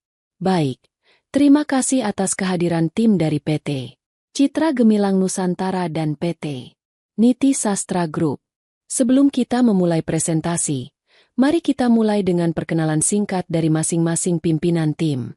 Dari Niti Sastra, kami persilakan, Ibu Direktur. Semua mata tertuju pada Kinanti. Ia berdiri dengan anggun, gerakannya penuh keyakinan. Ia menatap lurus ke arah pimpinan konsorsium. Namun ia tahu tatapan suaminya yang hancur dan tatapan Sania yang penuh kebencian tertuju padanya. Ia tersenyum tipis, senyum seorang pemenang. Terima kasih.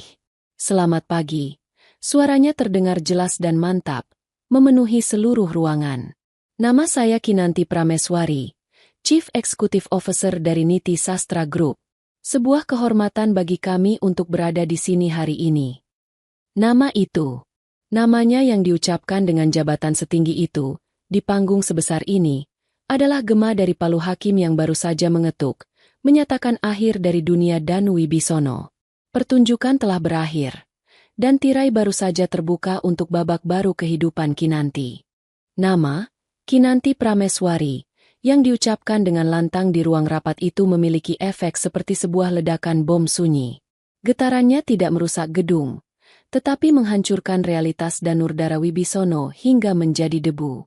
Untuk beberapa detik pertama, ia tidak bisa bergerak. Otaknya menolak untuk memproses informasi visual yang ditangkap matanya. Wanita yang berdiri dengan penuh wibawa di seberang meja itu adalah istrinya, tetapi pada saat yang sama, ia adalah orang yang benar-benar asing. Presentasi pun dimulai, dan pertunjukan horor bagi Danu baru saja mencapai puncaknya. Tim Niti Sastra Group maju lebih dulu. Kinanti tidak banyak bicara di awal.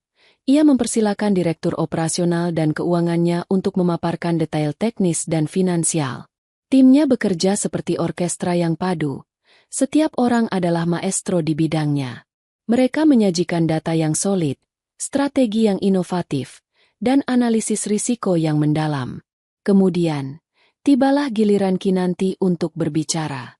Ia maju ke depan podium, Bukan untuk memaparkan angka, melainkan untuk menjual sebuah visi. Ia berbicara tentang bagaimana proyek ini bukan sekadar tumpukan beton dan kabel fiber optik, melainkan tentang membangun sebuah ekosistem digital yang akan memberdayakan jutaan rakyat Indonesia. Ia berbicara dengan kefasihan seorang orator ulung, matanya menyiratkan keyakinan yang tulus. Ia tidak hanya menguasai panggung, ia memilikinya. Para anggota konsorsium yang tadinya duduk dengan wajah datar, kini mencondongkan tubuh ke depan, mendengarkan dengan saksama, beberapa bahkan mengangguk-angguk setuju. Setelah Kinanti selesai, tepuk tangan terdengar di ruangan itu. Bukan tepuk tangan formalitas, melainkan tepuk tangan tulus yang penuh kekaguman. Kini giliran tim PT Citra Gemilang Nusantara. Itu adalah sebuah malapetaka. Danu, yang seharusnya memimpin presentasi, tampak seperti orang linglung. Ia maju ke depan dengan langkah gontai, matanya kosong. Saat ia membuka mulutnya, kata-kata yang keluar terbata-bata. Ia kehilangan alur pikirannya. Data-data penting yang sudah ia hafal di luar kepala tiba-tiba lenyap dari ingatannya. Ia menatap Kinanti sekilas, dan yang ia lihat bukanlah istrinya, melainkan seorang raksasa bisnis yang siap melahapnya. Melihat Danu goyah, Sania mencoba mengambil alih. Namun, gayanya yang agresif dan terlalu fokus pada keuntungan finansial terasa dangkal dan dingin dibandingkan dengan presentasi Kinanti yang humanis dan visioner. Tim mereka tampak panik dan tidak terkoordinasi. Pak Sadewa berusaha menyelamatkan situasi dengan menjawab beberapa pertanyaan teknis, tetapi kerusakan sudah terjadi. Presentasi mereka terasa seperti pertunjukan sirkus yang kacau balau setelah sebuah pertunjukan balet yang anggun. Dewan konsorsium bahkan tidak perlu waktu lama untuk berdiskusi. Setelah tim Danu selesai, mereka hanya berbisik-bisik selama beberapa menit. Kemudian, pimpinan konsorsium berdiri. Terima kasih kepada kedua tim atas presentasinya. Setelah mempertimbangkan dengan saksama, kami telah mencapai keputusan. Dengan bangga kami mengumumkan bahwa proyek pengembangan sistem teknologi terpadu ini secara resmi kami berikan kepada PT Niti Sastra Group. Dunia Danu benar-benar berakhir saat itu juga. Ia melihat tim Kinanti saling menjabat tangan dan tersenyum profesional. Kinanti sendiri hanya mengangguk hormat kepada Dewan Konsorsium, menerima kemenangan besarnya dengan ketenangan yang luar biasa. Ketenangan itulah yang paling menyakiti Danu. Ia berharap melihat ekspresi kemenangan yang congkak, ejekan, atau apapun. Tapi yang ia dapatkan hanyalah sikap profesional yang dingin, seolah ia dan perusahaannya hanyalah sebuah titik kecil dalam perjalanan besar Kinanti. Satu persatu orang mulai meninggalkan ruangan. Danu masih terpaku di kursinya, tidak sanggup bergerak. Pak Sadewa menepuk pundaknya.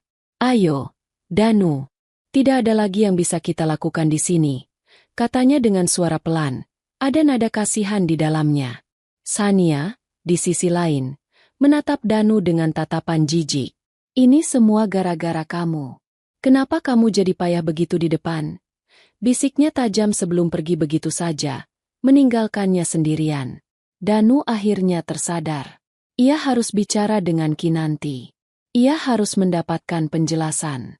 Dengan langkah panik, ia berlari keluar ruangan, menyusul Kinanti yang sedang berjalan menuju lift bersama timnya. Kinanti, tunggu, teriaknya, membuat beberapa orang di lobi menoleh. Kinanti berhenti. Ia berbalik dan berkata pada timnya, kalian duluan saja ke mobil. Saya menyusul. Setelah timnya masuk ke dalam lift, ia menatap Danu dengan ekspresi datar, menunggu. Mereka berdiri dalam keheningan yang canggung di sudut lobi yang sepi. Danu menatap istrinya, seolah baru pertama kali melihatnya. Kinan, bagaimana? Bagaimana semua ini bisa terjadi? Niti Sastra, KP. Itu kamu? Suaranya bergetar. Iya, itu aku, jawab Kinanti singkat. Kenapa? Kenapa kamu tidak pernah bilang padaku? Kenapa kamu melakukan ini semua di belakangku? Bilang padamu? Kinanti tertawa kecil, tawa tanpa rasa geli. Bilang apa? Danu? Bilang kalau Bibi yang bantu-bantu di rumah ini sedang membangun perusahaan? Bilang kalau istri yang menurutmu tidak mengerti dunia kerja ini sedang merancang proposal bisnis bernilai triliunan? Kamu tidak akan percaya. Kamu hanya akan menertawakanku. Danu tersentak. Setiap kata Kinanti adalah tamparan. Jadi ini semua balas dendam? Kamu melakukan semua ini hanya untuk mempermalukanku? Tanyanya dengan putus asa. Kinanti menggeleng pelan. Awalnya, mungkin iya. Rasa sakit hatiku adalah bahan bakar pertamaku. Tapi di tengah jalan, aku sadar ini bukan lagi tentangmu. Ini tentangku. Ini tentang mengambil kembali hidupku yang pernah aku buang demi orang yang salah. Penghinaanmu malam itu bukanlah alasan kesuksesanku, Danu. Itu hanyalah pelatuknya. Senjatanya, kemampuanku, sudah aku miliki sejak dulu. Kamu saja yang terlalu buta untuk melihatnya. Mendengar itu, Danu hancur. Ia sadar ia tidak punya apa-apa lagi. Kemarahannya lenyap, digantikan oleh penyesalan yang begitu dalam hingga menyesakkan napas. Ia melangkah maju, mencoba meraih tangan Kinanti. Kinan, maafkan aku, isaknya. Air mata mulai mengalir di pipinya. Pria arogan itu kini menangis seperti anak kecil. Aku salah besar. Aku buta. Aku mohon, beri aku satu kesempatan lagi. Kita bisa perbaiki ini. Kita mulai dari awal. Kesuksesanmu ini juga kesuksesan kita bersama, kan? Sebagai suami istri. Ia bahkan mencoba mengklaim sebagian dari kemenangan itu. Aku yang mendorongmu jadi lebih baik, kan? Dengan caraku. Kinanti menarik tangannya dengan perlahan namun tegas. Tatapannya yang tadi dingin kini berubah menjadi tatapan kasihan. Kamu masih tidak mengerti juga, ya? Katanya lembut. Tidak ada lagi. Kita, Danu, sudah lama tidak ada. Dan jangan pernah berani-beraninya kamu mengklaim ini sebagai kesuksesan kita bersama. Kamu tidak ada di sana saat aku begadang sampai subuh. Kamu tidak ada di sana saat aku harus berjuang meyakinkan investor. Kamu ada di mana, Danu? Oh, iya. Kamu sedang perjalanan dinas ke Bandung. Nama, Bandung, disebut dengan penekanan yang membuat wajah Danu semakin pucat. Ia ketahuan. Sudah selesai, kata Kinanti lagi. Suaranya kini kembali tegas. Semuanya sudah selesai. Ia membuka tas kerjanya yang elegan dan mengeluarkan sebuah amplop coklat tebal. Amplop yang sama sekali tidak terlihat seperti dokumen bisnis. Aku juga punya proposal terakhir untukmu, ujarnya sambil menyerahkan amplop itu ke tangan Danu yang gemetar. Danu membukanya perlahan. Di dalamnya, setumpuk kertas dengan kop surat dari sebuah kantor pengacara. Surat gugatan cerai. Di halaman terakhir, di atas meterai, tertera tanda tangan Kinanti yang tegas dan rapi. Aku sudah menandatanganinya, kata Kinanti. Di dalamnya juga ada surat perjanjian pembagian harta. Kamu boleh ambil rumah dan mobilnya. Aku tidak butuh itu semua. Aku hanya butuh kebebasanku kembali. Aku harap kamu bisa kooperatif dan segera menandatanganinya juga. Danu menatap kertas-kertas itu, lalu menatap Kinanti. Wanita di hadapannya bukan lagi istrinya. Ia adalah kekuatan alam yang tidak bisa ia hentikan. Kinajen. Pintanya lemah. Selamat tinggal, Danurdara, kata Kinanti, memanggil nama lengkapnya untuk terakhir kali. Ia berbalik dan berjalan menuju pintu keluar lobi hotel tanpa menoleh lagi. Setiap langkahnya membawanya semakin jauh dari masa lalunya yang kelam, dan semakin dekat menuju masa depannya yang cemerlang. Danu ditinggalkan sendirian di sudut lobi, memeluk amplop coklat itu seperti memeluk batu nisan dari pernikahannya. Di kantornya, berita kekalahan telak mereka sudah menyebar. Kisah tentang Bibi di rumah, yang ternyata adalah CEO saingan mereka menjadi legenda instan, bahan tertawaan yang memalukan. Karirnya tamat. Sania sudah mengiriminya pesan singkat, jangan hubungi aku lagi. Teman-temannya menjauh. Ia kembali ke rumah mereka malam itu, rumah yang kini terasa seperti museum kosong. Ia duduk di ruang makan yang gelap, di meja tempat ia pernah menghina istrinya. Ia memegang surat cerai itu, Dan untuk pertama kalinya, ia menyadari dengan jelas apa yang telah ia hilangkan. Bukan hanya seorang istri, tapi sebuah permata yang tak ternilai, yang ia sendiri telah lempar ke dalam lumpur. Dan penyesalan, betapapun besarnya, tidak akan pernah bisa memutar kembali waktu. 1 tahun berlalu. Waktu telah menjadi penyembuh bagi yang satu, dan menjadi algojo bagi yang lain. Bagi Kinanti Prameswari, 1 tahun itu adalah periode kebangkitan yang luar biasa. PT Niti Sastra Group, di bawah kepemimpinannya, tidak hanya berhasil menjalankan proyek ibu kota dengan gemilang, tetapi juga telah berkembang menjadi salah satu firma investasi dan konsultan paling disegani di Asia Tenggara. Wajah Kinanti kini sering muncul di sampul majalah bisnis terkemuka. Mereka menjulukinya The Quiet Strategist, atau Sang Macan yang Terbangun. Ia menjadi simbol pemberdayaan, sumber inspirasi bagi banyak wanita yang merasa terjebak dalam kehidupan yang tidak memuaskan. Ia tidak lagi tinggal di apartemen sementaranya. Ia kini menempati sebuah gria tawang, penthouse, yang elegan di jantung kota Jakarta, dengan pemandangan cakrawala yang tak terbatas. Namun, kemewahan itu tidak mengubahnya. Ia tetap Kinanti yang rendah hati, yang lebih suka menghabiskan akhir pekannya dengan membaca buku di taman atau mencoba resep baru di dapurnya yang modern, bukan untuk melayani siapapun, tetapi untuk kesenangannya sendiri. Lingkaran pertemanannya kini diisi oleh orang-orang yang tulus menghargai dan mendukungnya. Bu Ratih menjadi penasihat pribadinya, teman diskusinya dalam menghadapi tantangan-tantangan baru. Dan suatu hari, sebuah kejutan terjadi. Pak Sadewa, setelah mengabdi puluhan tahun di PT Citra Gemilang Nusantara, memutuskan untuk pensiun dini. Ia merasa perusahaan itu sudah tidak lagi memiliki integritas yang sama. Seminggu setelah pensiun, ia menghubungi Kinanti. "Saya dengar Anda sedang mencari penasihat senior untuk Dewan Direksi Anda," kata Pak Sadewa di telepon. "Apakah Bapak tertarik?" tanya Kinanti langsung, dengan senyum di wajahnya. "Saya tidak akan menelepon Anda jika tidak," jawab Pak Sadewa. Kini, pria bijaksana yang dulu menatapnya dengan simpati di meja makan itu, duduk di seberang meja rapatnya sebagai salah satu orang kepercayaannya. Sebuah aliansi yang dibangun di atas fondasi rasa hormat yang tulus. "Saya selalu tahu Anda punya potensi luar biasa sejak malam itu, Kinan," kata Pak Sadewa suatu hari. "Danu adalah orang paling bodoh yang pernah saya kenal karena membiarkan permata seperti Anda pergi." Di sisi lain kota, kehidupan Danurdara Wibisono berjalan ke arah yang berlawanan. Setelah dipermalukan habis-habisan, ia dipaksa untuk mengundurkan diri dari pekerjaannya. Namanya sudah tercemar di industri. Tidak ada perusahaan besar yang mau merekrutnya. Ia harus menjual rumah dan mobil mewah mereka untuk menutupi gaya hidupnya yang tidak lagi bisa ia pertahankan. Ia kini tinggal sendirian di sebuah apartemen sewaan yang sempit di pinggiran kota.